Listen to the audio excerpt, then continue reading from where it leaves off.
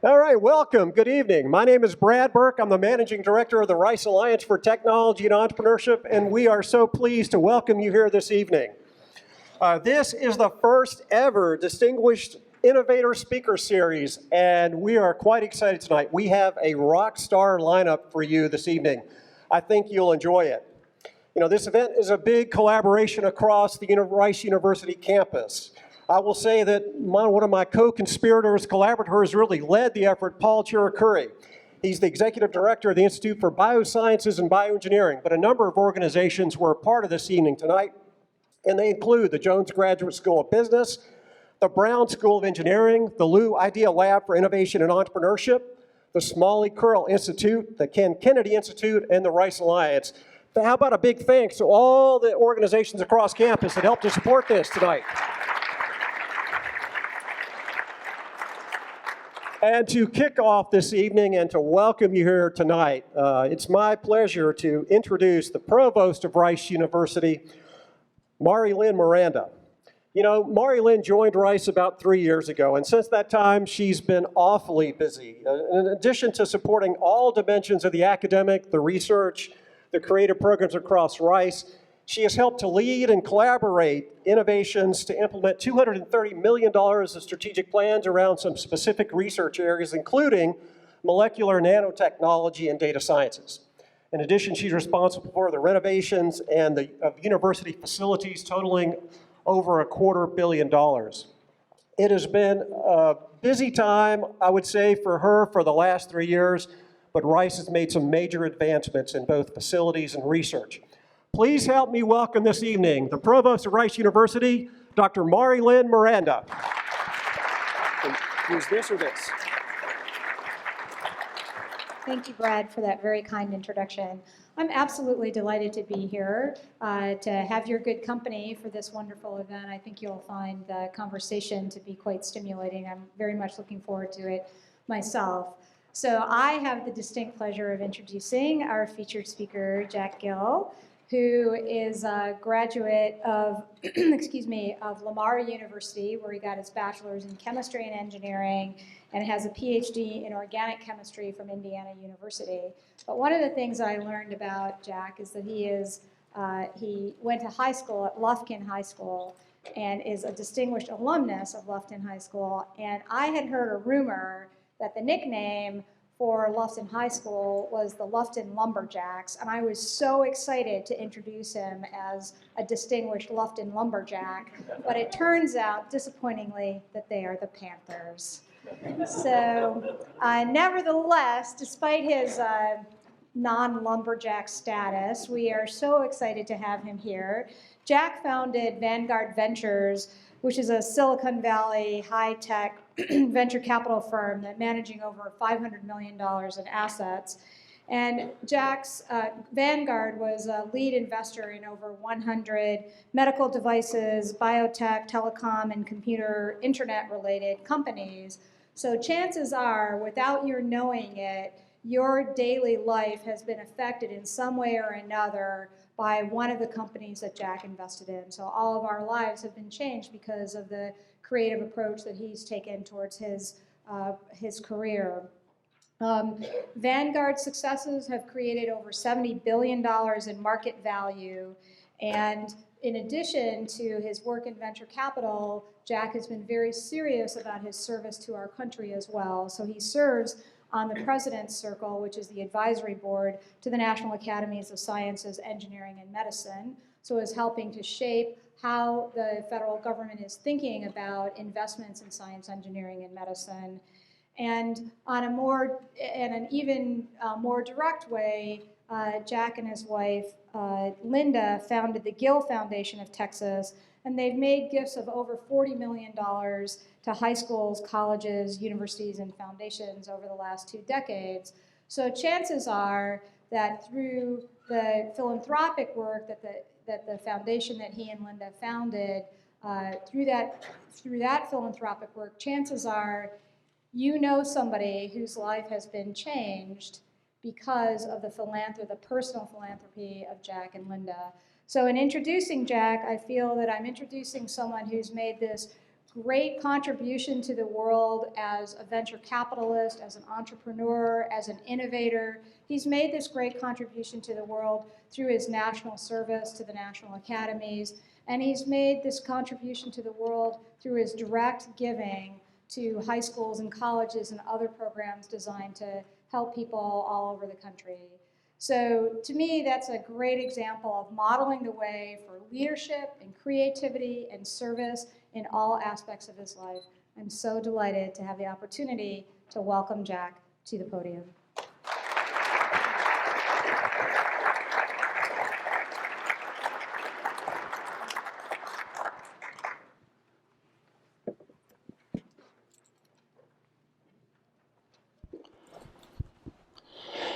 Okay, I hope I'm alive. Can you hear me okay in the back? Sounds good. Thank you for that wonderful introduction. I want you to know I wanted to come to Rice because my two best friends did, but I was so poor I didn't know how to live in Houston, so I went to Lamar instead, got a great education there, but my two great friends always talked about what a wonderful experience they had here. It was Dr. Malcolm Gillis who first sort of brought me into the Rice family. I met him in the early 90s through the presidents of the three medical institutions, and they asked me to help lead an effort to construct a plan of how to make the Houston community look a little more like Silicon Valley. And of course, how could I resist that challenge? So we had a great time working on that. Professor Steve Corral was the one I met and who selected work with me on that. So we presented something like an 82-page plan to those four presidents in 1993, or I think it was, to do that. But all of them were near retirements and stepping down, so the change in leadership delayed somewhat. But it was great to see Dr. Bobby Robbins parachute in here 7 years ago with something similar, and so you know the rest of that story. Well, thank you for coming out tonight. This is one of those evening hours that's not always easy for us. And so I've been given the impossible challenge, which is to, oh, by the way, I wanted to introduce you to a concept. This is something we invented at Stanford way back in the early days that eliminates the need for long rhetorical introductions. We call this a logo bio. So it's very simple. A picture is worth more than 1,000 words. So all you do is put all your pit stops on one slide, and it's very easy to see. And people will remember those colorful logos more than they will rhetoric. So that's the concept of a logo bio. So Mission Impossible is try to cover a lot of important topics in 30 minutes. And I've got a clock in front of me. It says 29:40 right now, so we better get going. So I was asked to briefly introduce you to the Vanguard story to let you know where I'm coming from, and Provost Marie has give you a few tidbits. But I met a wonderful guy named Dr. David Ramler, maybe the smartest guy I've ever known and worked with. He went to UCLA Med School, but after 3 years decided he did not want to be a clinician or physician, practicing physician, so he switched from UCLA to Berkeley and earned a PhD in biochemistry under Nobel laureate Khorana. He later picked up a JD and MBA on the way, and you know, if you got into a discussion with him about some esoteric topic, he'd probably go get a degree in it just to show you that he could. I'll never forget being on Berkeley campus in a faculty club with two Nobel laureates on my left and right, and David and I together. And we got into a huge technical discussion about the evolution of the species and the ability to use instruments like chromatography and mass spec to look at a lot of fundamental evidence. And Dr. Ramler got on a pedestal and pontificated, and I'm thinking, oh my God, he's going to embarrass us in front of these two. Well, it turns out he in fact knew more than they did about it, and they later became investors in Vanguard, so I underestimated my partner on the scene. But the two of us and a young partner named DeVivo put the first fund together. It's very difficult to raise your first venture fund. No matter how successful you've been or whatever you've done, you haven't managed other people's money. And until you do, you don't have a track record. So we scraped up $7 million just to get started, and that's how it all got started. First 5 funds totaled $155 million, or about 40 million per fund. So we modeled ourselves after the early Kleiner-Perkins model. Eugene Kleiner was my neighbor and best mentor. And Tom Perkins, a buttoned-up MIT, Harvard graduate with an engineering degree and MBA on top of that, was an executive at Hewlett-Packard, and two of them were absolutely wonderful mentors. So I was very fortunate to have that connection. So our model was a small fund, big enough to be a serious player, but no bigger than necessary. And it was Mr. Perkins who convinced me, Jack, don't ever forget, it's a whole lot easier to create a big multiple return on a smaller base than it is a big multiple return on a big base. So that's how the model was created. Our first 5 total, 155 million of paid-in capital, and we were fortunate to return over $1 billion to those investors, or an aggregate of 7x return on the first 5 funds. And Marie kindly cited some of the numbers. One of the important criteria that David Ramler and I enjoyed was exits and outcomes, and how many lives we seriously changed of founders and management and senior principals. So that's why number of jobs created and how many millionaires made and those kind of things were interesting numbers. Well, here's why I love the VC business. Here were 5 winners running from 40x to over 200x. Now, I got to tell you at least one story. It's very easy to lose your shirt in a hurry in this business. So no matter how smart you are, or how hard you work, or how lucky you are, about 1/3 of all the deals are going to fail, and they're going to fail fast within a year or two. On the other hand, about 1/3 will hang out there so long to get their act together and be successful, you've forgotten all about them and you don't care. But what makes it work is when you lose, you can only lose 1x. When you win big. So 10x, 20x, 50x. A young man named Paul came to see me one day with an idea called PageMaker software. It invented the desktop publishing industry. He only needed $1 million to get started, and he needed a connection with Apple. And Steve Jobs, Steve Wozniak were investors in our fund, so I gave him his $1 million and took him over to Apple. I thought he'd be back in another year to raise more money, but he got PageMaker into the marketplace. Revenues went 0, 30, 80 million with one software product. On 80 million revenues in the 3rd year, 30 million profit. So we took the company public in month 34 from startup. So Paul Brainerd made a cool $349 million for his 2.5 years of hard work. And I was lucky to make 200x on my first investment. So that's the substance that propels you there. So that's why I love the business. But let me tell you, and these are just some of the multiples and a lot of other winning deals. We focused on computers and software and hardware on the one hand for about 1/3 of the effort. Then telecom after that industry came alive. And then life sciences being the 3rd. Here's why I hate the business. Wait a minute, a slide is missing, or did I overload it? Huh, it's not there. That's all right. Let me tell you why I hate the business. I probably hate it enough I wanted to leave a slide out of here, but on 4 deals, I lost something like 60, 70 million. One deal alone, 20 million. And I want to tell you, it had superstar founders from MIT and Stanford. They had cutting edge technology and products that looked just absolutely unstoppable. And yet, after 2.5 years and some 50 million invested, and 2 other name brand big time venture funds were in with, everything fell apart. It was too little too late. We finally merged the company for a token, and I lost 20 million bucks. So that's why I hate this business. The others were not quite as bad as that, but in the same ilk. So what would I say about this industry? Yeah, it's a great place, a great career. It's satisfying, this and that, but it's very intense and competitive and stressful. And, it's not for the young or relatively inexperienced. You need to go out and get some real world experience before you want to be in this business. And Silicon Valley, we're often asked, what's it like? Well, it's like a turbocharged rat race. That's how competitive it is. And that's why at age 50-something, I decided, I better quit while I'm ahead. I'm going to go see what else is out there. So in year 2000 was when I brought in a new generation of partners and retired. And that's when I moved to Boston and joined the faculty at Harvard and MIT. So let's talk about Silicon Valley and Stanford. 2 great worldwide, world-renowned locations, institutions, or whatever. So what is this thing called Silicon Valley? Well, and how did it evolve, and what made it happen, and is it the world's largest this and that, and what can we learn from that that could help us here in Houston? Well, Silicon Valley is not just a place, it's a happening, it's a mindset, it's a regional metropolis, economic juggernaut, and I'm going to show you a slide next that tells you how much that's true. It's a world's largest concentration of coveted assets.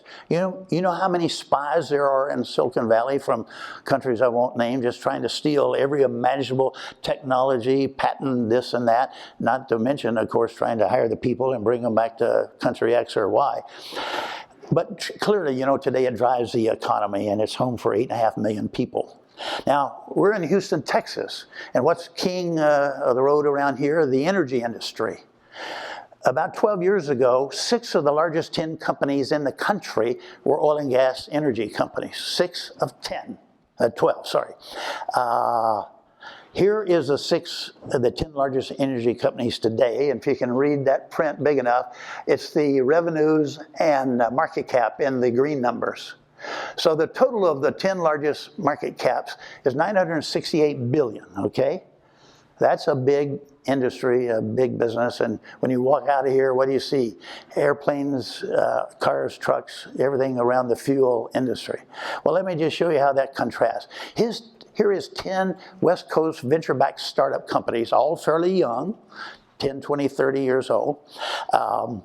2 of them in Seattle, Microsoft and Amazon, and the other 8 in Silicon Valley.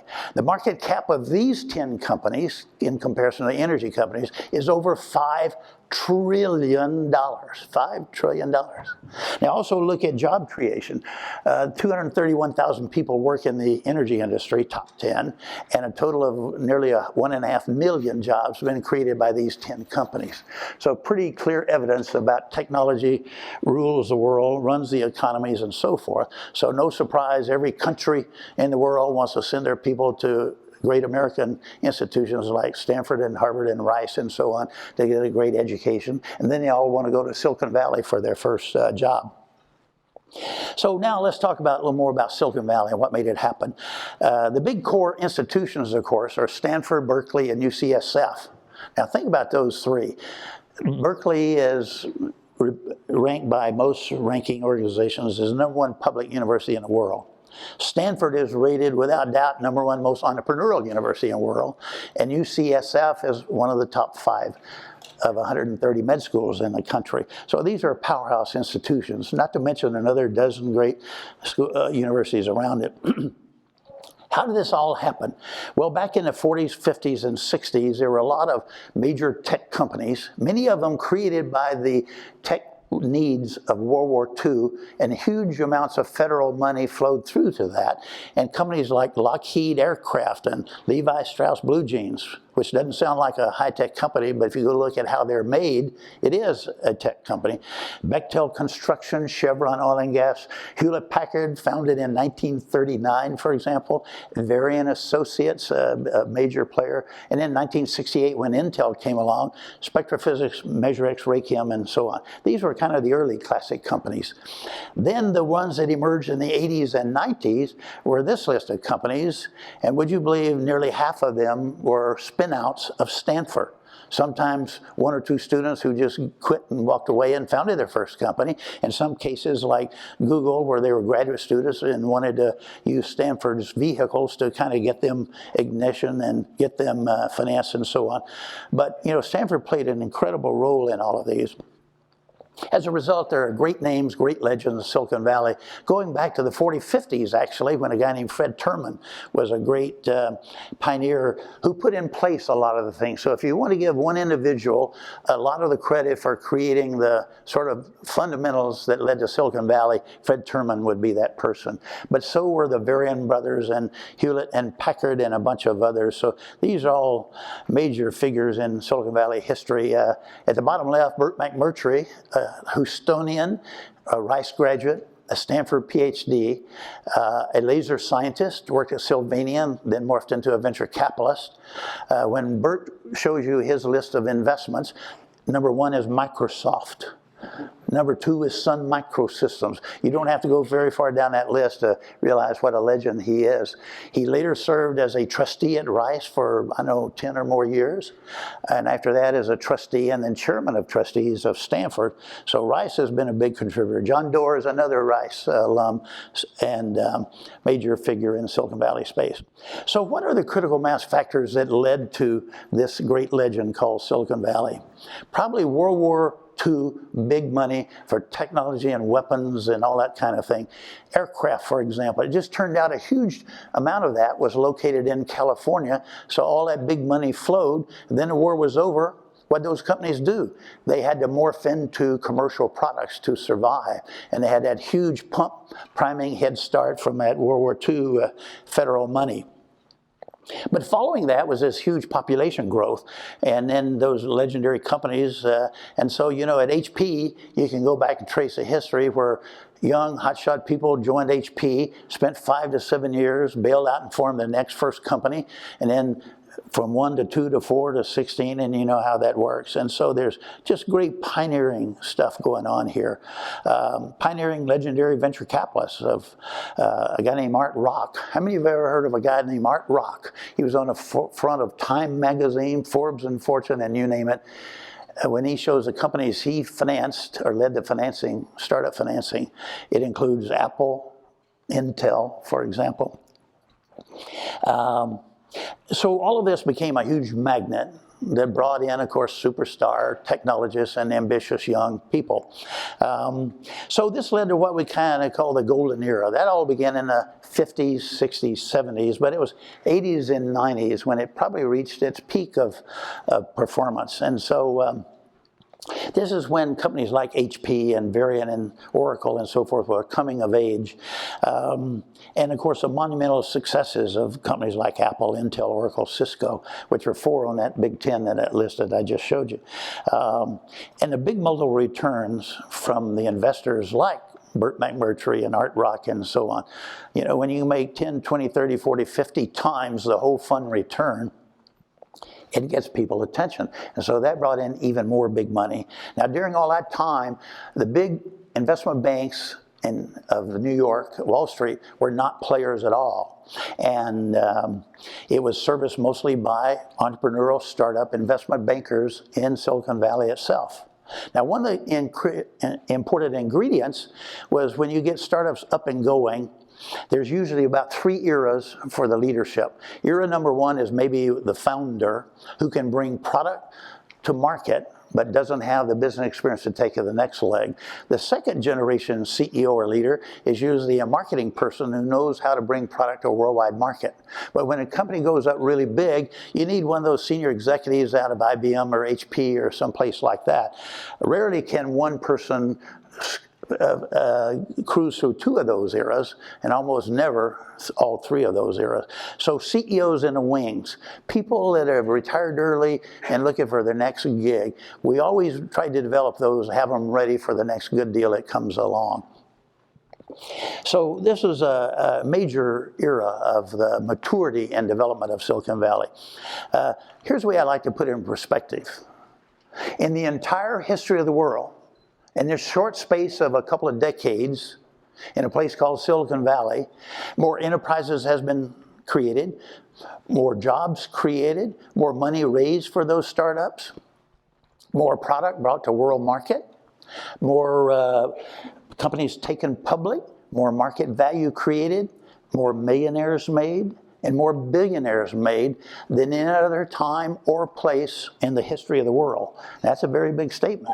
And all accounts for today, California is the dominant player, of course, in a space as a result of that. I won't spend a lot of time on this. In the yellow oval, it shows that the amount of money or assets under management in high tech. California is 54 times the state of Texas, even though we're 3/4 of the population. Today, California is about 40 million, Texas is about 30 million.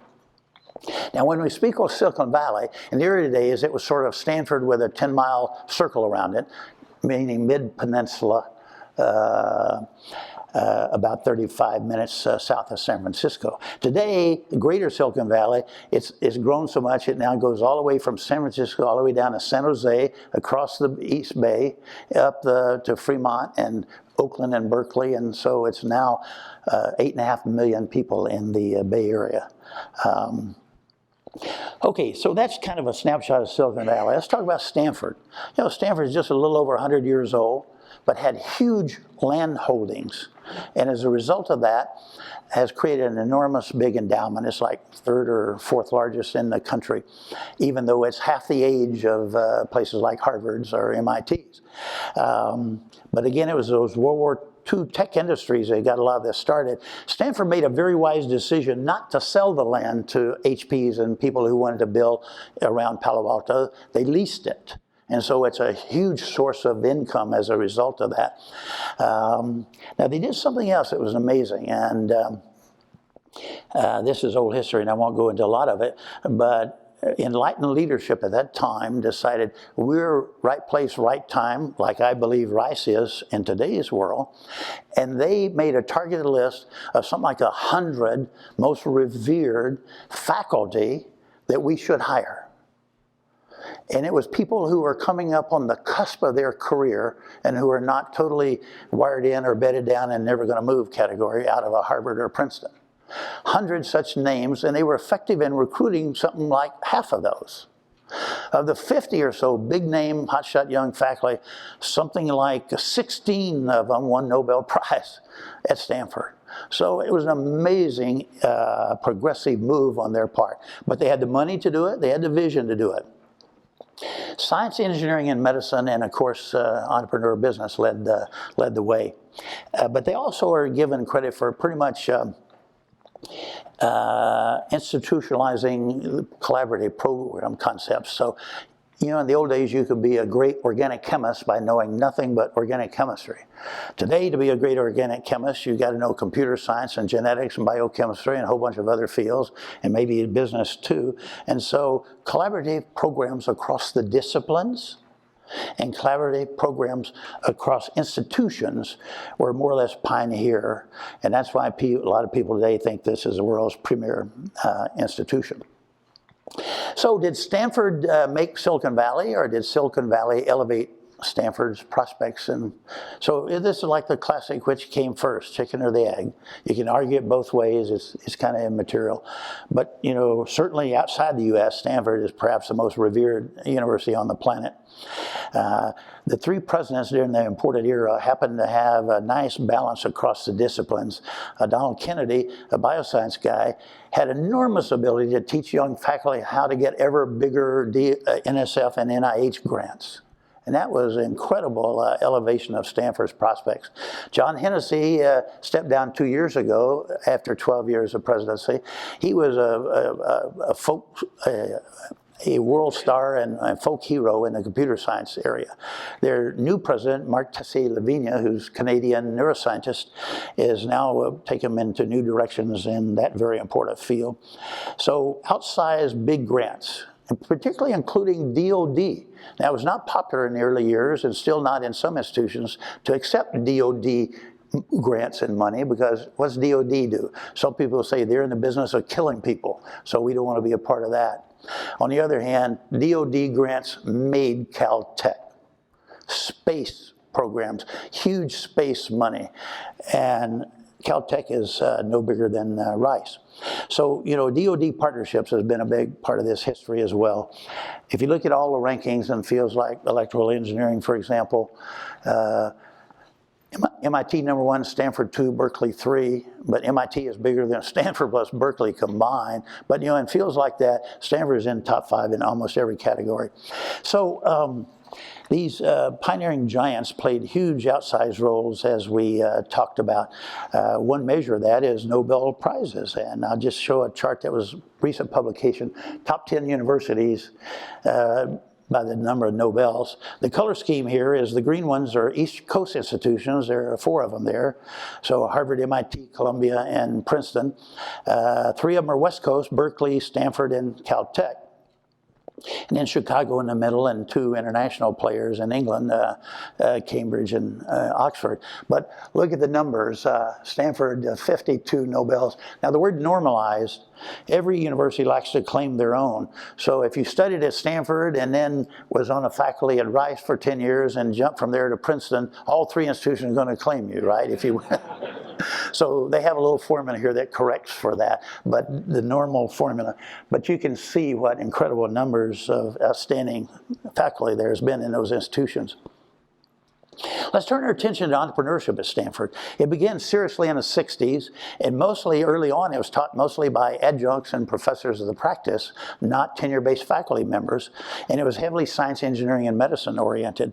But Graduate School of Business at Stanford caught on real fast and started hiring a lot of faculty, so they went from 2 or 3 to more than a dozen very early in the game.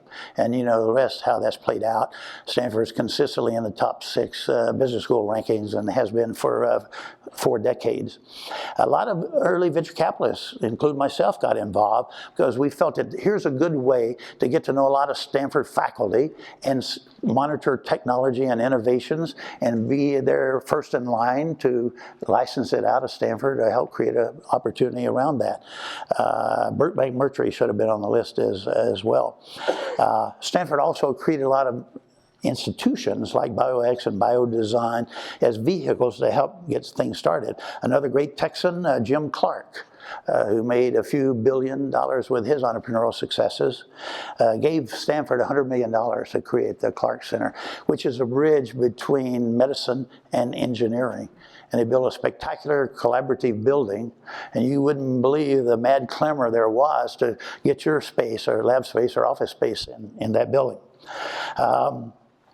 So that's the tome on let's talk now about Houston and Rice and what's relevant and what might help us.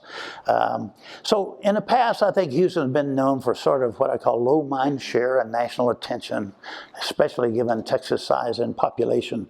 And certainly the energy industry was dominant, and all these medical institutions across the street here all felt they were competitive with each other for students and for faculty and so on. No real collaborative programs. And of course, real estate development played a huge role in Houston's history. We got NASA here. We had huge unchecked immigration. But you know, if you talk to people on the East Coast or West Coast, they thought of Houston as undesirable place to live, too hot, too humid. In fact, I once had a Stanford professor call and ask me to join him for breakfast. He said, "Jackie, you're the only guy I know who moved from Camelot to Calcutta," meaning from San Francisco to Houston. He says, "I want to know how you do that."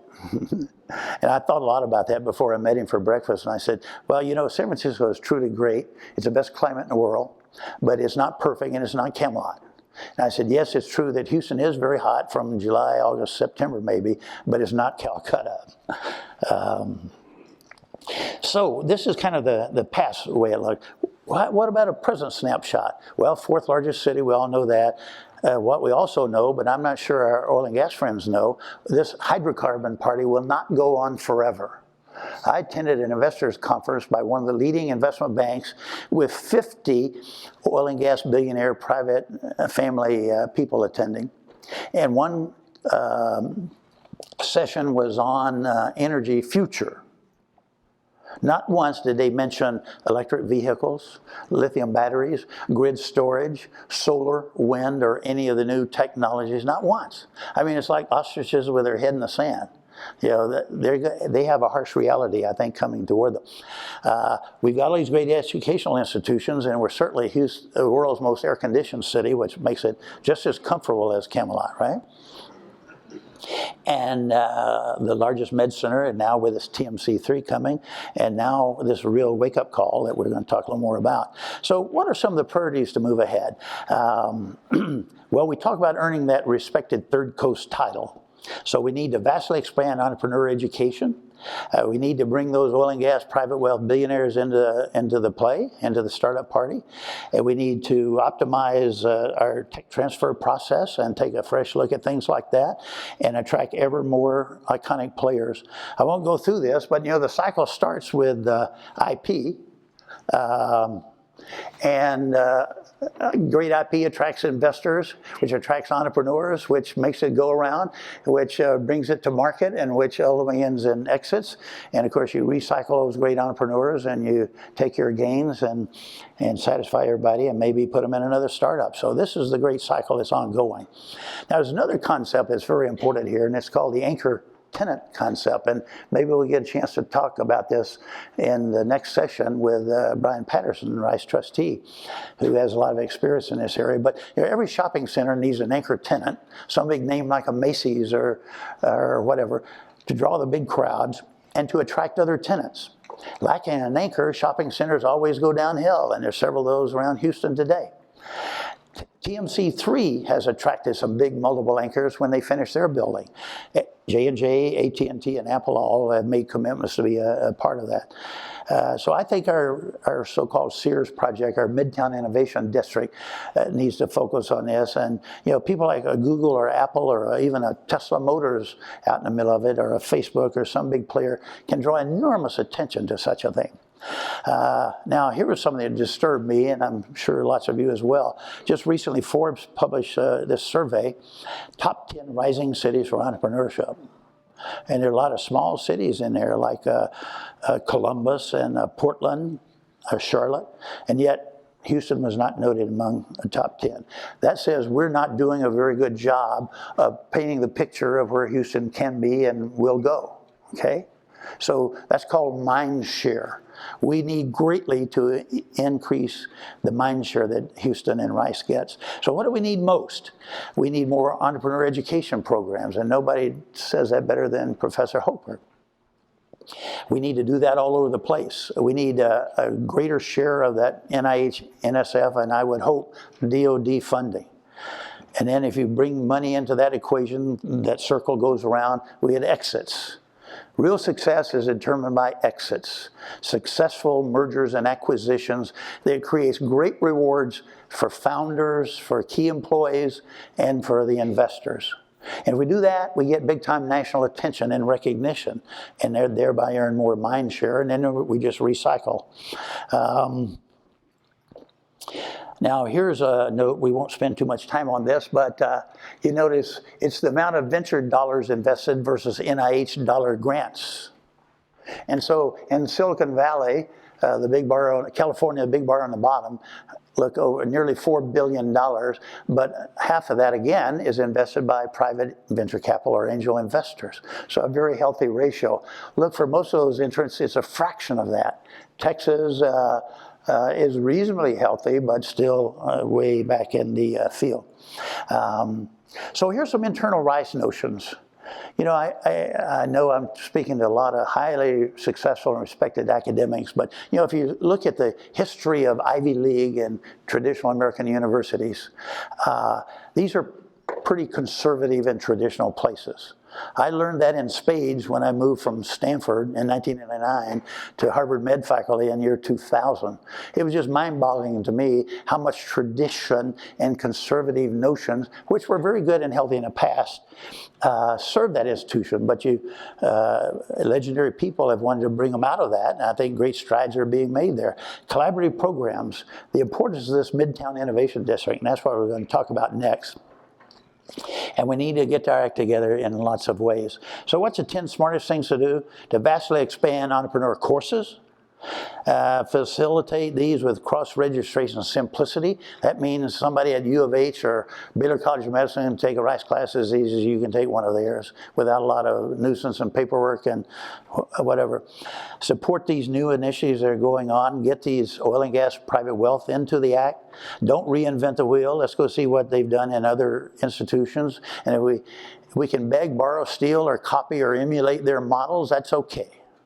Okay, I won't go through the 10 dumbest things to do, but it's like letting the oil and gas people stay on the sidelines and not really pursuing progressively innovation here.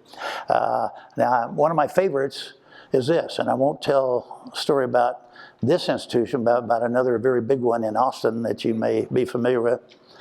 But I once did a licensing deal out of UT Austin, and I was asked to secure the license, and I went and met the staff, professional staff of 17. There were 11 lawyers, 3 accountants, and 2 business guys, and 1 other who manage that office.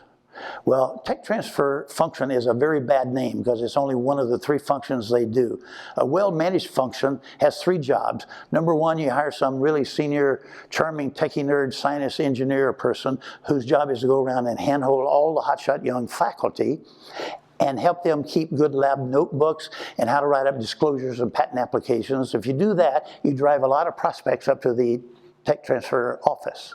Now you need a senior business person who can look at that and say, look, this is great, professor, but it's very narrow, so we should just license it off to IBM or whoever and be done. On the other hand, professor, this is a broad technology platform you've come up with, and this is the kind of stuff that you make companies with, so we negotiate with investors and create new companies. You have to do all 3 of those functions, do them well. Surveys show that only Stanford and MIT are at the very top of this game of how to do that. Big drop down, UC system schools are the next, and then big drop down to all other. So I always encourage a fresh new look at this. Governor Rick Perry mandated the Texas ETF fund to do that with the UT system schools a few years ago, but it led to 0 results because as soon as effort was made, all those lawyers who were in that office called their politician friends and said, call the dogs off, you know, we don't need that. Okay, last topic, and I'm out of time here, is just, I was asked to just quickly summarize the kind of organization that can help this Houston environment. It was Professor Steve Corral, who was appointed both in School of Engineering here at Rice and the Jones School of Business, who founded the Rice Alliance, the Rice Business Plan Competition, and a number of the other notable entrepreneurial activities here. He got so good at that, he became very famous, well-known, and got recruited out of here by a lot of schools. He went to London for 3 years, and then from there to UC Davis as Dean of Business. He's now Provost of SMU.